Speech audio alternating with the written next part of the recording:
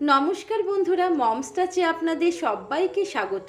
শুভ বিজয়ার আন্তরিক প্রীতি শুভেচ্ছা আমার সকল বন্ধুদের। সামনেই কালী পুজো, তার আগে লক্ষ্মী পুজো। এই পুজো পার্বণের দিনগুলোতে আমরা চেষ্টা করি ভগবানের উদ্দেশ্যে কিছু ভোগ অর্পণ করার।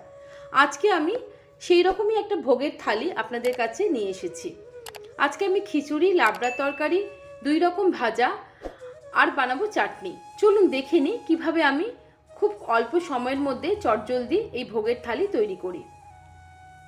সবার প্রথমে ভোগের খিচুড়িটা বানিয়ে নেব। এখানে আমি 250 গ্রাম মুগ ডাল নিয়েছি, নিয়ে শুকনো কড়াইতে ভালো করে ভেজে নিচ্ছি। খুব বেশি লাল করে ভাজার দরকার নেই। দেখুন আমার ভাজা হয়ে গেছে মুগ ডালটা। এবার আমি গ্যাসের ফ্লেমটা অফ করে নিয়ে 2-3 বার জল পাল্টে মুগ ডালটা ভালো করে ধুয়ে নিচ্ছি। আমি এবার এই মুগ ডালটাকে 10-15 মিনিটের জন্য ভিজিয়ে রাখবো। কিছুটা পরিমাণ জল দিয়ে এটা ভিজিয়ে রাখলাম। 250 গ্রাম মুগ ডালের সাথে আমি 250 গ্রাম গোবিন্দভোগ চাল নিয়েছি, সেটাকেও ভালো করে ধুয়ে আমি জলে ভিজিয়ে রেখেছি। গ্যাসে দেখুন কড়াই বসিয়ে দিয়েছি, বেশ কিছুটা পরিমাণ আমি সর্ষের তেল দিলাম। তেলটা আপনারা বুঝে নেবেন। এটা 1 প্যাকের খিচুড়ি, আমি এই খিচুড়িটা কড়াইতেই তৈরি করব। এখানে আমি আধমালাই নারকেল দেখুন কুচিয়ে রেখেছিলাম, সেটা খুব ভালো করে ভেজে নিচ্ছি। যখন নারকেল কুচিগুলো ব্রাউন হয়ে যাবে তখন আমি তুলে নিচ্ছি। এটা আমি খিচুড়িতে ব্যবহার করব, তাই আগের থেকে ভেজে তুলে রাখলাম। নারকেলগুলো আমার দেখুন ভাজা হয়ে গেছে, ব্রাউন হয়ে গেছে, আমি তুলে রাখলাম। এবার আমি খিচুড়িটা বানানোর জন্য ফোড়ন দিয়ে দিচ্ছি। 1/2 টেবিল স্পুন গোটা জিরে, 2 এলাচ, 2 দারচিনি, 3টে শুকনো লঙ্কা 2 টুকরো করে রেখেছি, আর 2 তেজপাতা দিয়ে দিলাম। দিয়ে আমি ফোড়নটাকে 1.5 মিনিটের মতো ভালো করে ভেজে নিচ্ছি।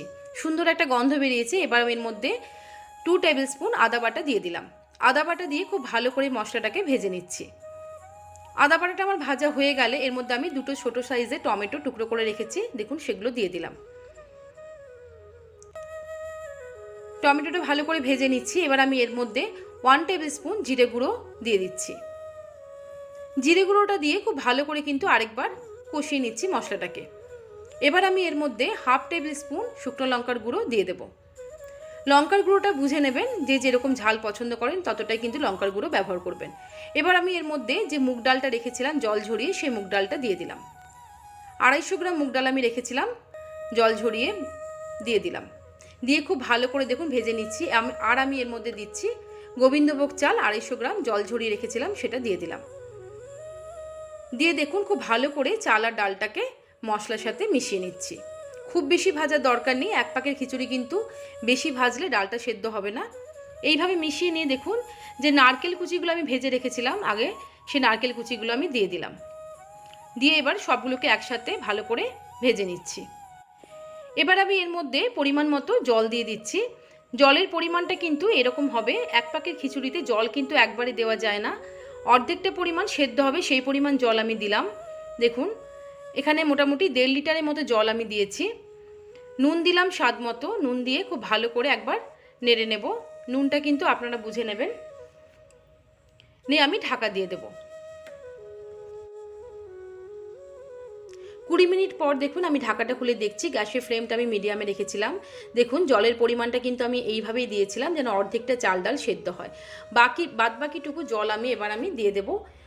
জলটা কিন্তু আমি গরম ব্যবহার করছি, লক্ষ্য করবেন। এইভাবে খিচুড়িতে যদি বারবার একটু করে জল দেওয়া হয় তাহলে কিন্তু খিচুড়ির স্বাদ খুব ভালো হয়, কিন্তু মনে রাখবেন জল যেন ঠান্ডা না হয়।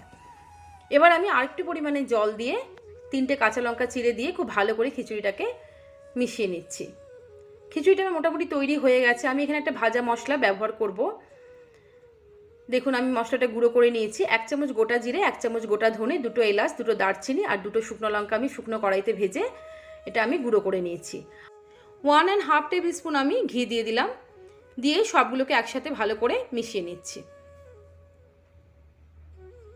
ভোগের খিচুড়ি আমার তৈরি হয়ে গেছে। এবারে ভোগে আমি কিছু ভাজা দেব। দেখুন এখানে বেগুন গোল গোল করে কেটে আমি নুন হলুদ আর সামান্য পরিমাণ চিনি মাখিয়ে কিছুক্ষণ রেখেছিলাম। বেশ কিছুটা পরিমাণ সর্ষের তেল দিয়ে দেখুন আমি বেগুনগুলোকে ভেজে নিচ্ছি। বেগুনগুলো এরকমভাবে গ্যাসের ফ্লেমটা মিডিয়ামে রেখে দেখুন লাল করে ভেজে নিয়েছি। বেগুন ভাজা আমার হয়ে গেছে। এবার আমি এই তেলেই কিছু দেখুন আলু এরকম গোল গোল করে কেটে রেখেছি, নুন হলুদ আর সামান্য পরিমাণ চিনি মাখিয়ে রেখেছিলাম। এবার আলুগুলোকে আমি দিয়ে দিলাম। গ্যাসের ফ্লেমটা একটু বাড়ালাম সামান্য, দিয়ে খুব ভালো করে ভেজে নিচ্ছি আলুগুলোকে। আলুগুলো দেখুন আমার ভাজা হয়ে গেছে। এবার আমি ভোগের লাবড়া তরকারিটা তৈরি করে নেব। ওই সর্ষের তেলের মধ্যেই আমি 2টো তেজপাতা, 2টো শুকনো লঙ্কা টুকরো করে আর 5 ফোড়ন 1/2 টেবিল স্পুন দিয়ে ভালো করে ফোড়নটা ভেজে নিচ্ছি। নিয়ে আমি ডুমো ডুমো করে দেখুন এখানে কুমড়ো কেটে রেখেছি, কুমড়োগুলো দিয়ে দিলাম। আমি লাবড়া তরকারিতে কী কী সবজি ব্যবহার করছি সেটা আমি দেখাচ্ছি না, রান্না করতে করতে আপনারা দেখতেই পারবেন। মূলো দিয়ে দিলাম কিছুটা পরিমাণে, আর দিচ্ছি আলু কিছুটা পরিমাণে, সামান্য পরিমাণে পটল দিয়ে দিলাম। এখানে কিন্তু লাবড়া তরকারিতে সবজির কিন্তু কোনো পরিমাপ নেই, আপনারা যে যেরকম সবজি পছন্দ করেন সে ততটা পরিমাণেই দেবেন। দিয়ে ভালো করে মিশিয়ে নিয়ে আমি এখানে শিম দিয়ে দিলাম বেশ কিছুটা পরিমাণে। যে সবজিগুলো একটু সময় ধরে রান্না করতে হয় সেগুলো আমি আগে দিয়ে দিলাম। দিয়ে ভালো করে ভেজে নিয়ে স্বাদ মতো আমি নুন দিয়ে দেব। আরেকবার নেড়ে নিচ্ছি সবজিগুলোকে নুন দেওয়ার পর। হলুদ দিয়ে দিলাম পরিমাণ মতো, দিয়ে খুব ভালো করে দেখুন মিশিয়ে নিচ্ছি। আমি কিছুটা পরিমাণ ঝিঙে দেখুন লম্বা লম্বা করে কেটে রেখেছিলাম, সেই ঝিঙেগুলো দিয়ে দিলাম। ঝিঙেটা কিন্তু খুব তাড়াতাড়ি রান্না হয়ে যায়, তাই ঝিঙেটা আমি একটু পরের দিকেই দিলাম। আর 3টে কাঁচা লঙ্কা চিড়ে আমি দিয়ে দিলাম। দিয়ে এবার সবগুলোকে একসাথে ভালো করে ভেজে নিচ্ছি। আমি ঢাকা দিয়ে দিলাম। ঝিঙেটা থেকে সামান্য পরিমাণে জল বেরোবে, দেখুন জল কিন্তু একটু সামান্য পরিমাণে বেরিয়েছে। এই ঝিঙের জলেই আমার কিছুটা কিন্তু রান্না হয়ে যাবে। আর 2 টেবিল স্পুন আদা বাটা দিয়ে দিলাম এই সময়। আদা বাটাটা অনেকে তেলের মধ্যেও ব্যবহার করে থাকেন ফোড়ন দেওয়ার সময়, আমি এইভাবে ব্যবহার করি। এইভাবে কিন্তু ব্যবহার করে দেখবেন খুব ভালো হয় রান্নার স্বাদ। 1/2 টেবিল স্পুন আমি শুকনো লঙ্কার গুঁড়ো দিয়ে দিলাম। আপনারা আপনাদের পরিমাণ মতো লঙ্কার গুঁড়োটা বুঝে দেবেন। দিয়ে ভালো করে একবার ভাজা ভাজা হয়ে গেলে এর মধ্যে 3 আঁটি পালং শাক আমি ধুয়ে পরিষ্কার করে জল ঝরিয়ে রেখেছিলাম, সেই পালং শাকগুলো দিয়ে দিলাম। অনেকেই কিন্তু লাবড়া তরকারিতে পালং শাক ব্যবহার করেন না। লাবড়া তরকারিতে পালং শাক ব্যবহার করে একবার দেখবেন, দারুণ লাগে কিন্তু এই লাবড়া তরকারি। ঢাকা দিয়ে দিয়েছিলাম কিছুক্ষণের জন্য। সামান্য পরিমাণে জল বেরিয়ে এসছে, এর থেকে আরেকটু পরিমাণে জল বেরোবে, তাই ভালো করে আরেকবার নেড়ে আমি এখানে বেগুনের টুকরো দিয়ে দিলাম। এই বেগুনগুলোকে আমি আগে ভেজে তুলে রেখেছিলাম, সেই বেগুনগুলোকে দিয়ে দিলাম। এবার আমি আরেকবার ঢাকা দিয়ে দিলাম। 10 মিনিট পর ঢাকা খুলে আমি দেখছি, দেখুন আমার কিন্তু সবজিগুলো প্রায় সেদ্ধ হয়ে এসছে। সামান্য পরিমাণে জলও একটু রয়েছে, জলটা শুকিয়ে যাওয়া অবধি আমি রান্না করব। সামান্য পরিমাণে আমি নারকেল এখানে কুড়িয়ে রেখেছিলাম, সেই নারকেল কুড়োনোটা দিয়ে দিলাম। রান্নাটা কিন্তু আমার অনেকখানি হয়ে এসছে। আমি চিনি দিলাম পরিমাণ মতো। চিনিটাও কিন্তু আপনারা আপনাদের পরিমাণ মতো বুঝে নেবেন, লাবড়া তরকারি কিন্তু একটু মিষ্টি হয়। দিয়ে ভালো করে দেখুন মিশিয়ে নিচ্ছি। তরকারিটা কিন্তু জলটা পুরো শুকিয়ে গেছে, লাবড়া তরকারি আমার একেবারে তৈরি। এবার আমি সব শেষে টমেটো চাটনি তৈরি করে নেব। টমেটো চাটনি তৈরি করার জন্য সর্ষের তেল দিয়েছি কড়াইতে, কিছুটা পরিমাণ কাজু আর কিশমিশ নিয়েছি। তেলটা গরম হয়ে গেলে দেখুন কাজুগুলো দিয়ে দিলাম, কাজুটা ভাজা হয়ে এসছে। এবার আমি কিশমিশটা দিয়ে দিচ্ছি। কাজু কিশমিশ দুটো আমি ভেজে একটা প্লেটে তুলে রাখছি। এই টমেটো চাটনিতে আপনারা চাইলে আমসত্ত্ব খেজুর দিতে পারেন, খুব ভালো স্বাদ হয়।